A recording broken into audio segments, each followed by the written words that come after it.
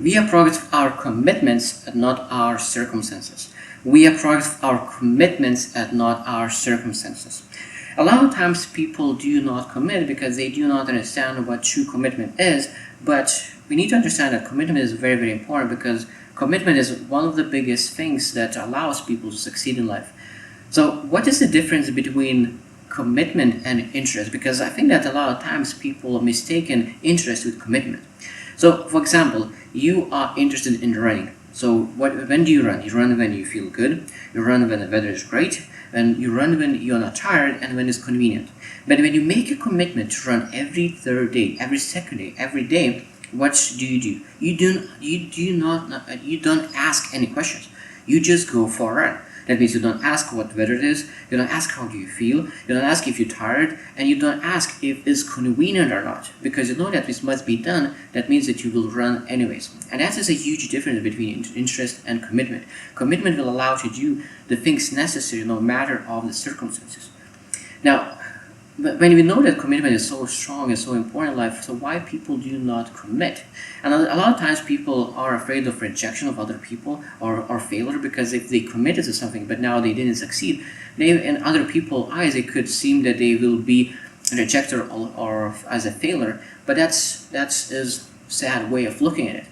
Other thing that why people do not commit is that they always want to get ready more. So they said, oh, I'm not ready yet, not yet, later, but not now. But I truly believe that the more you delay, you could not start at all, because people say, oh, I'm too young, oh, I'm too busy, oh, I'm too old, and it's basically always something is missing to commit.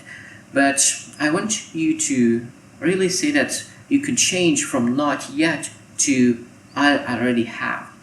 What I mean by that, so you change from not yet into the sentence that I already have everything what I need to start.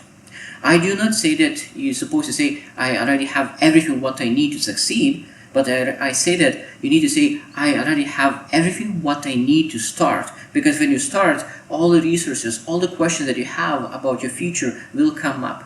Because a lot of times people believe that something will be very, very, very difficult in their journey, but when they start their journey, they realize that the things that they thought will be very, very difficult are just trivial things. And sometimes people think that some trivial things will be very easy and become big things to overcome.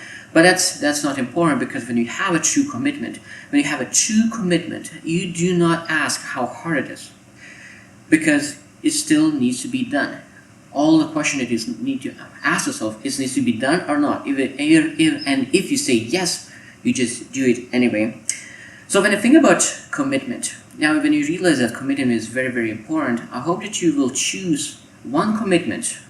Because if you do not have any commitments at the moment, I hope you will choose one commitment, maybe a skill to build, maybe a character trait to build, maybe a role to represent, anything, that one commitment, and start to work no matter what. And I think that when you will see how one commitment could lead in much better things, it will start admiring commitment, it will start to make commitments more.